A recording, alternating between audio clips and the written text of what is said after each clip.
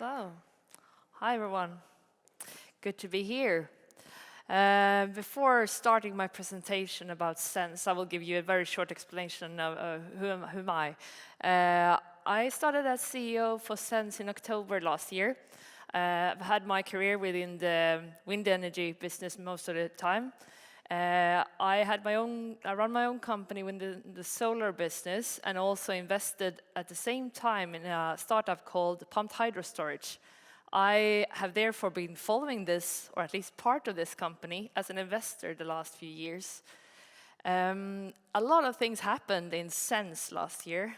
I was really thinking that the new strategy of the company really appealed to me.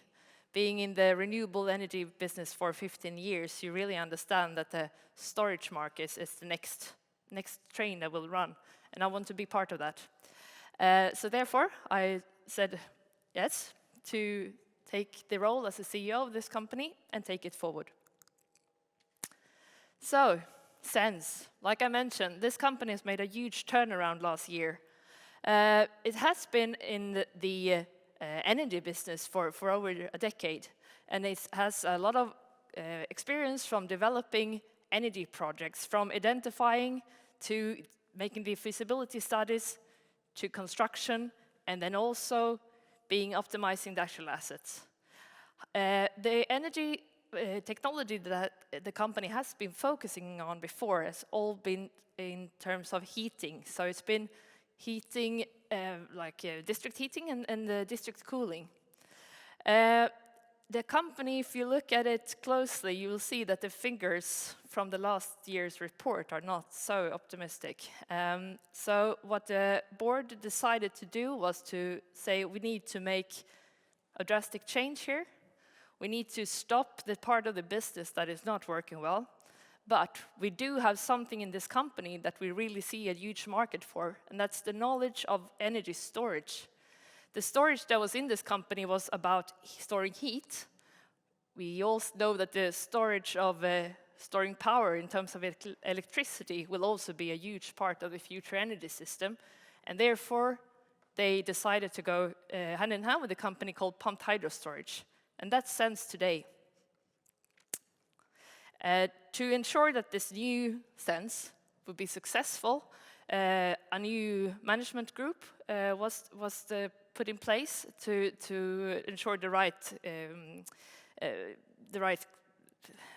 experience was in the company to do this.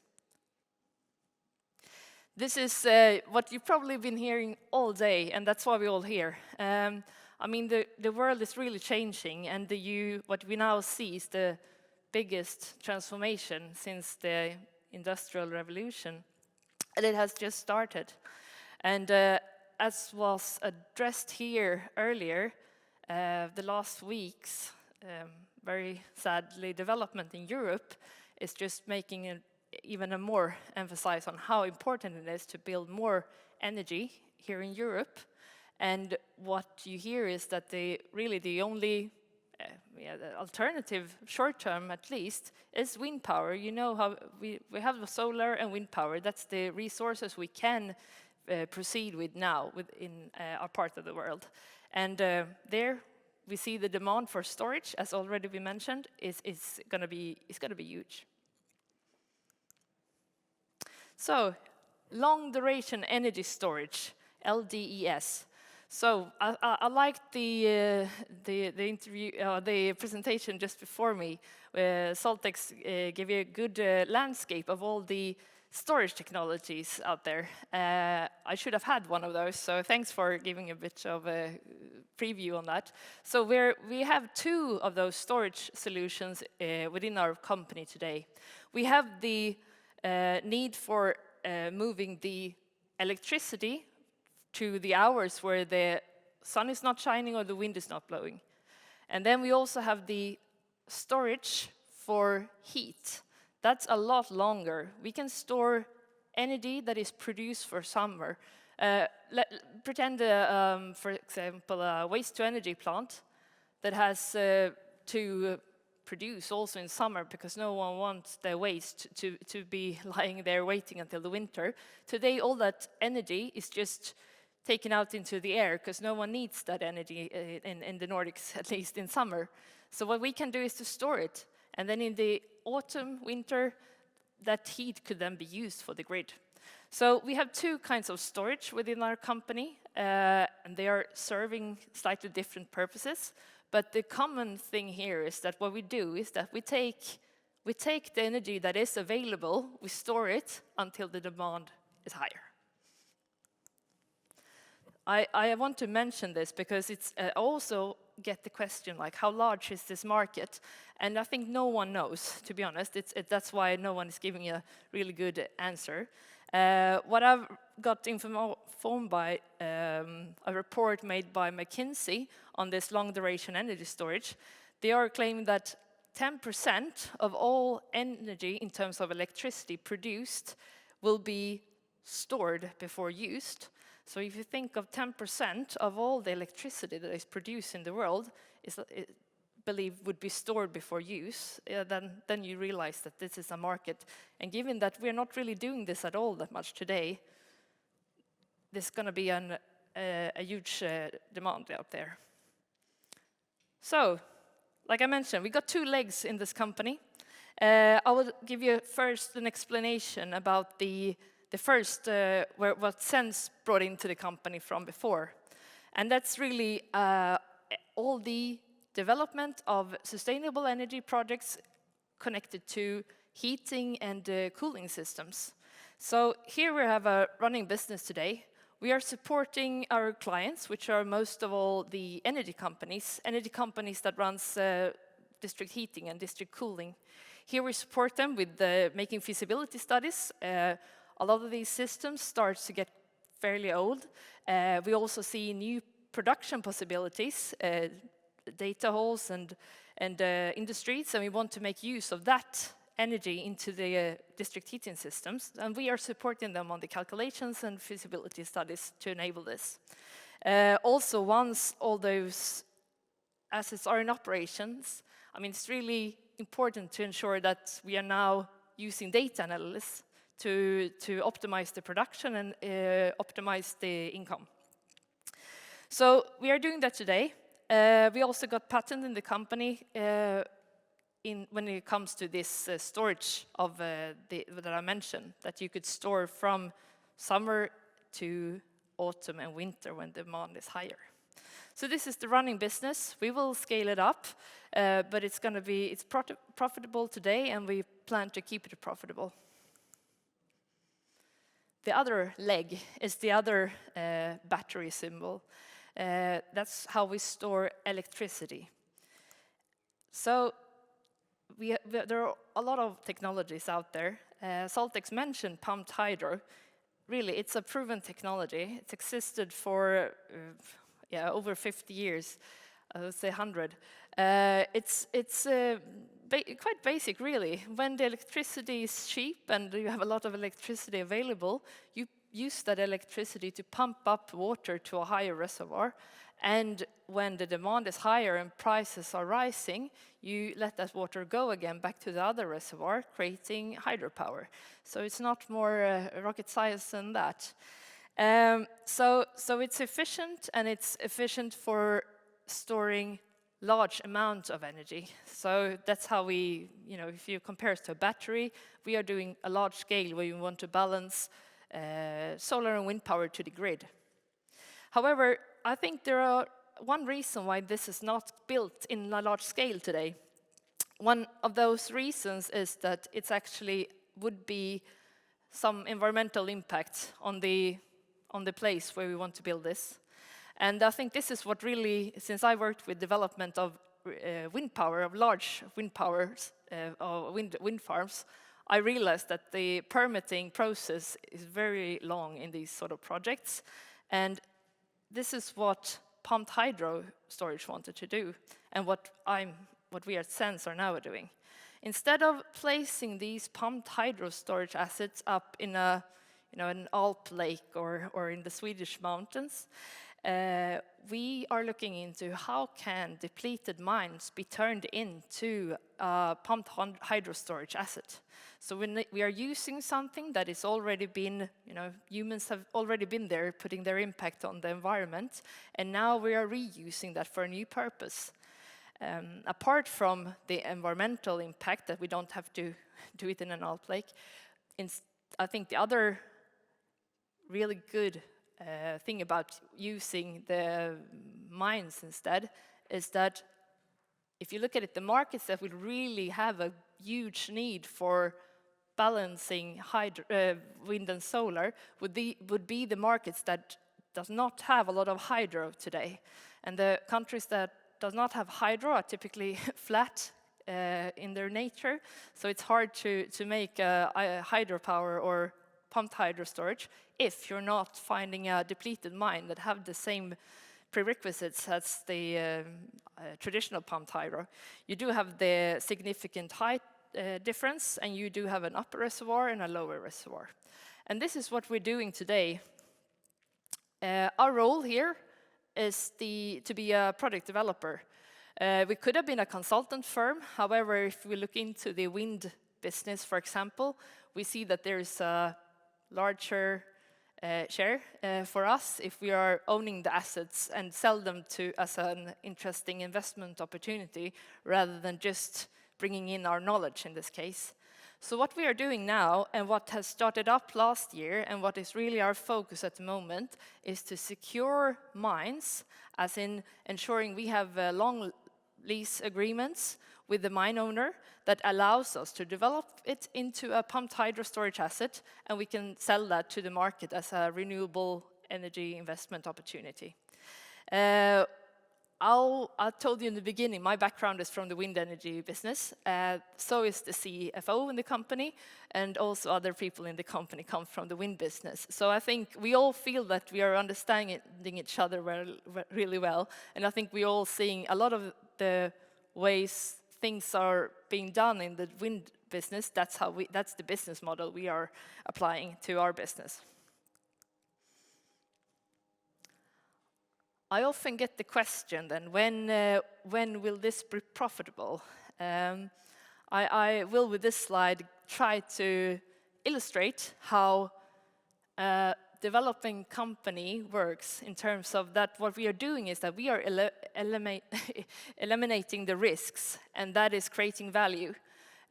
Long term, or short term, sorry, this is what we're doing. We're now ensuring we are securing the site. We are using our knowledge and our expertise to ensure we continue with the project that has the best prerequisites. We do see that there is already there an interest for investors to collaborate with us to take part of those projects, and I think that would be a realistic way of continuing how we work today. So that means we should not wait until one of these projects are being built before we can, gain profit from them. However, our long-term goal is really to instead have the asset as keeping it more to us and sell it later on. I mean, this is really the business model that we see that would be most profitable for us long term. So I told you we are focusing on this a lot at the moment, and we are on a few markets, mainly in Europe. We are also in South Africa. South Africa has got more than 90% from fossil fuels today. They have pointed out their energy system where they want to go towards renewables as one of their 4 key focus areas from the government. They have fantastic resources for solar and for wind, so they do need the storage in their future renewable system. And luckily, they do have more than 6,000 of depleted mines in the country. So we have an organization in place there that are now scouting these assets, looking through which ones of those that we think fulfills the right criteria, so we can bring them on to our portfolio. I can mention Sweden as well. We are focusing together with Veidekke, that has a lot of connections and relationships in this business in Sweden. So we're together now scanning also in the Scandinavian markets to see which mines would be the most profitable for us to proceed with. I'd like to mention this. This is being on the market that's not really there today. It's always challenging, but that's also, I think, most, what can I say, interesting bit of the work. We are now part of a council that formed last year. This council is really looking into worldwide what technologies out there are there to fulfill this need that we will have of long duration energy storage. And I mean, really, it's such a it's such a good thing for us that we can sit in the same small groups as, you know, Google and Microsoft, and they tell us what they want, and we are really part of shaping that market as well as developing our projects. I mentioned before, we have a new management team in place. I've talked a lot about me. I'm also very happy to have Richard Tullberg in place. He's got experience both from banking and from the developing company called OX2. Martin Sjöberg is our COO, and he's got experience from both Vattenfall, McKinsey and Skanska. So we really now a driven team that wants to ensure we take those projects forward. Also, the board was reshaped last year. Mainly, they made it smaller because we are now a fast-growing company on a new market. Important to have a smaller board to ensure we can have fast decisions. We have a new chair of the board, Mikael Odenberg, and he could really now support me and support the organization with the international connections he has within the grid and energy business. So, to summarize this presentation, like many other companies here, we see a mega trend. We see how we are now going towards electrification in the world, and really intensify the last few weeks in Europe. We see that to be able to have a stable grid with solar and wind, we also need storage. We have technology from an experience from long duration energy storage of heat.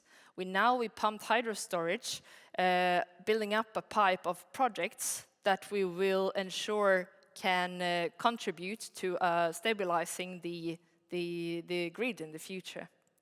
So focus for me and the business in total is really to keep the profitability on the existing running business, and at the same time build up this portfolio so that we could take in investors that are interesting to join us there.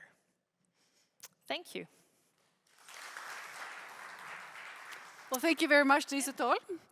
Question here in terms of competition. It's always interesting. I mean, there's room for many, I assume, but could you share a few words about competition? Yeah, no, first of all, what we have noticed is that there are others with the same thought, and I think that's good. That means that we're not completely, wrong out there. We'll be worried if we were the only ones seeing this, to be honest. However, I can't see that I've found competitors that are thinking of this as a project portfolio scope. Most of them are seeing that they have one mine, either because they're a mine owner and think maybe we could make a pump hydro storage, or that there is an energy company and want to look at one mine. So definitely the thought is out there, and like I mentioned, Vedic also see that this could be a potential scope for them in terms of contractor works in the future. But I cannot see anyone else making this, international development scope out of it. You mentioned South Africa and that they had a number of many abandoned mines. Do you have any idea of what it looks like globally in terms of abandoned mines? Oh, no, I don't have the figure of abandoned mines in the world. I mean, we are obviously, when we are looking into which markets we want to be at, abandoned mine, numbers of abandoned mine is obviously one thing, but also to remember there are also a lot of other factors that plays into to be attractive market for us. But there's plenty of holes in the ground that There's plenty of holes in the ground. Yeah, definitely. Whoops. Right. Well, best of luck. Thank you very much. Thank you.